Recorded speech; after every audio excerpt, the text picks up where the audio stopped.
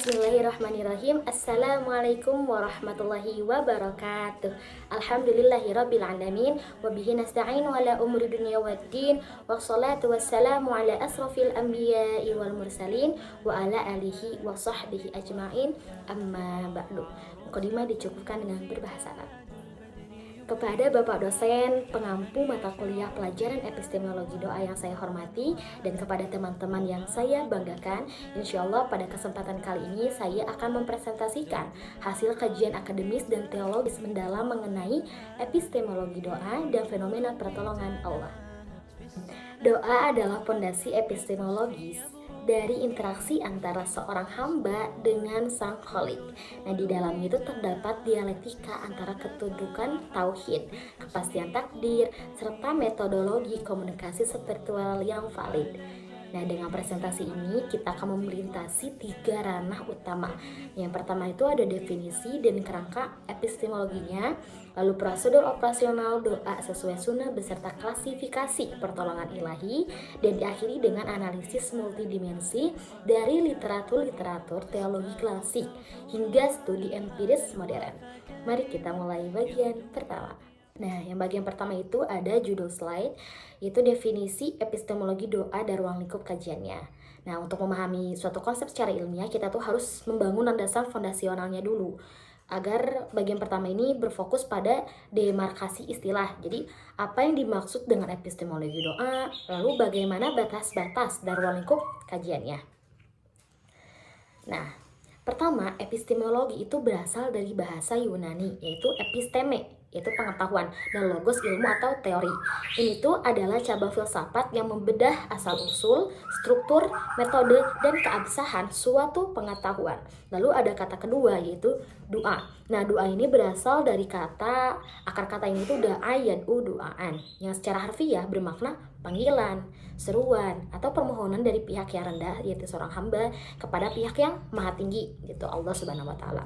Maka secara terminologi integratif, epistemologi doa kami rumuskan sebagai cabang studi teologi filsafat Islam yang mengkaji secara sistematis tentang sumber keabsahan doa, mekanisme komunikasi spiritual antara manusia dan Tuhan, serta bagaimana doa dibuktikan sebagai bentuk pengetahuan ilmiah spiritual yang nyata dalam ruang lingkup takdir, kodo dan kodar. Nah, jadi doa itu bukan sekedar angan-angan mistis, melainkan sebuah instrumen epistemis yang memiliki dasar hukum, cara kerja, dan pembuktian rasional spiritual yang kokoh. Lalu di slide berikutnya, yaitu ruang lingkup epistemologi doa. Nah, ruang lingkup epistemologi ini terbagi menjadi 3 pilar utama.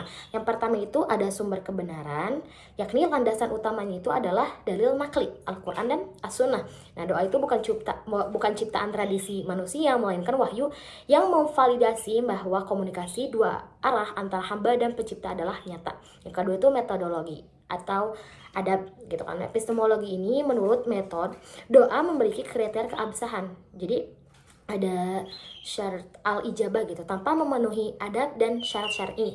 Doa itu tidak memenuhi standar keabsahan epistemis ibadah. Yang terakhir itu ada hubungan dialektis doa dan takdir. Nah, bagaimana doa yang baru diucapkan itu hari ini bisa memengaruhi ketetapan Allah yang sudah tertulis di Lauhil Mahfud. Nah, disinilah tauhid rububiyah menjelaskan bahwa doa itu sendiri adalah bagian dari takdir Allah untuk mengubah takdir yang lain. Nah, lalu di slide ke berikutnya itu adalah urgensi doa, variasi teks, dan prosedur berdoa sesuai sunnah. Nah, setelah kita memahami definisi dan batasannya tadi, maka kita akan masuk kepada bagian kedua. Nah, di sini tuh kita akan membahas aspek praktis teologisnya. Nah, ada Rasulullah SAW bersabda, ad-du'a'u mukhul ibadah. Doa adalah otak dari inti ibadah. Mengapa demikian? Karena saat seseorang berdoa, ia mempraktikkan tauhid uluhiyahnya. Maka ia itu meniadakan kesombongan diri dan mengakui bahwa Allah itu ghaniyun anil alamin, maha kaya dan maha kuasa. Nah, maka di sini mengenai teks doa itu terdapat 2 kategori dasar. Yang pertama ada teks ada teks maksur, doa yang teksnya itu diajarkan langsung di dalam Al-Quran dan Al-Hadis Sahih. Nah, ini tuh memiliki derajat keabsahan dan keberkahan epistemis yang sangat tinggi. Nah, yang kedua itu ada teks non-maksur, yaitu doa buatan ulama atau hamba dalam suatu bahasa lokal. Nah, hukumnya itu mubah atau boleh.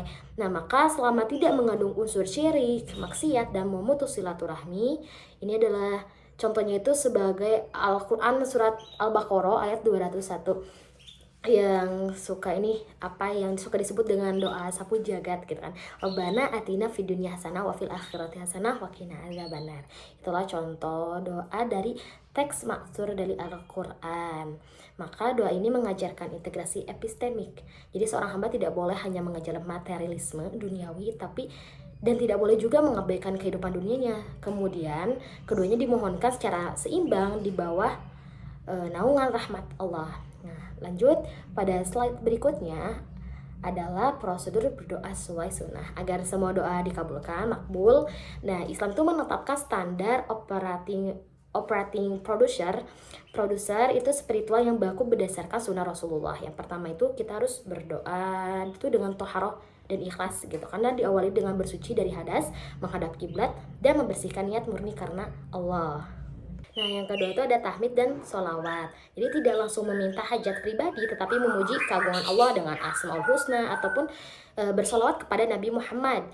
Nah, itu adalah kunci pintu langit. Nah, yang ketiga ada pengakuan dosa dan tawasul, mengakui kezaliman, istighfar, dan bertawasul dengan amal soleh. Contoh doanya itu doa ketika Nabi Yunus di Al-Quran surat Al-Anbiya 87, La ilaha illa anta subhanaka inni kuntu minaz zalimin. Nah, ini para ulama itu menegaskan bahwa doa Nabi Yunus di perut ikan paus ini memuat syarat utama terkabulnya doa, tauhid, la ilaha illa anta, tasbih subhanaka, dan pengakuan dosa, ini kuntu minal zalimin. Dan yang terakhir adalah khusyuk, yaitu yakin, meminta dengan hati yang hadir, penuh rasa takut, khauf, dan harapan roja, serta meyakini sepenuh hati bahwa Allah pasti mengabulkan. Nah, lanjut kepada slide selanjutnya, yaitu klasifikasi pertolongan Allah. Nah, karena seringkali terjadi keracuan di masyarakat mengenai fenomena kejadian luar biasa. Nah, di slide ini kami membagi pertolongan Allah ke dalam 4 kategori teologis yang tegas. Yang pertama itu ada mukjizat. Nah, mukjizat ini adalah kejadian luar biasa yang menembus hukum alam, khawariqul adat. Nah, ini tuh biasanya diberikan khusus kepada para nabi dan rasul untuk membuktikan kenabiannya. Contohnya itu Nabi Musa membelah Laut Merah. Nah, yang kedua itu ada karoma. Karoma ini kejadian luar biasa di luar nalar yang diberikan kepada wali Allah, yaitu hamba yang sangat bertakwa tanpa klaim kenabian. Contohnya, makanan yang selalu tersedia bagi Maryam binti Imran di dalam mihrab. Ya, ada di Al-Quran surat Ali Imran ayat 37. Nah, yang ketiga ada namanya itu ma'unah. Ma'unah ini adalah pertolongan Allah yang diberikan kepada orang mukmin awam dalam kondisi darurat. Contohnya itu seseorang yang selamat tanpa luka sedikit pun dari kecelakaan maut yang menghancurkan kendaraannya. Itu bisa disebut dengan ma'unah. Nah, yang terakhir ada isti'anah. Isti'anah ini tindakan aktif hamba untuk memohon pertolongan khusus hanya kepada Allah. Landasan utamanya adalah ada di dalam Al-Quran surat Al-Fatihah ayat 2. Nah, bunyinya itu iyyaka na'budu wa iyyaka nasta'in. Nah, lalu lanjut kepada slide selanjutnya, yaitu tentang ilmu hikmah versus kahanah. Nah, di masyarakat kita sering terjadi kekeliruan fatal antara praktis ilmu hikmah dan kahanah. Kahanah itu perdukunan gitu kan deh. Nah, epistemologi Islam itu memberikan garis demarkasi yang sangat tegas antara ilmu hikmah dan ilmu kahanah. Nah, yang dimaksud ilmu hikmah di sini syar'iyah adalah pengetahuan spiritual yang bersumber mutlak dari Al-Quran, Asmaul Husna, zikir ma'thur, serta pembersihan jiwa, tazkiyatun nafsi. Tujuannya adalah memperkuat tauhid dan mendekatkan diri kepada Allah. Nah, contohnya itu praktik ruqyah syar'iyah menggunakan bacaan Al-Quran. Nah, lalu ada kahanah. Kahanah ini namanya itu perdukunan atau syirkiyah gitu kan, karena itu termasuk kepada perbuatan yang musyrik gitu kan. Adalah klaim mengetahui hal gaib atau meramal masa depan dengan cara bersekutu dengan jin ataupun setan. Nah, praktik ini tuh menggunakan jimat, mantra tak dikenal ataupun sesajen. Nah, hukumnya itu dalam Islam syirik besar dan membatalkannya keislaman seseorang. Nah, maka pemisahan ini penting agar umat itu tidak terjebak dalam praktik kemusyrikan yang dibungkus oleh atribut-atribut keagamaan. Nah, lalu slide terakhir adalah analisis literatur doa dan multidimensi perspektif. Sekarang kita memasuki bagian ketiga dan terakhir dalam kajian ini. Di bagian ini kita akan meninjau literatur dan fenomena doa bukan hanya dari sudut pandang dogmatis, melainkan melalui 6 dimensi analisis multidisiplin. Nah, mari kita cermati 6 dimensi akademisi dalam melihat fenomena doa. Nah, yang pertama itu ada aspek teologis.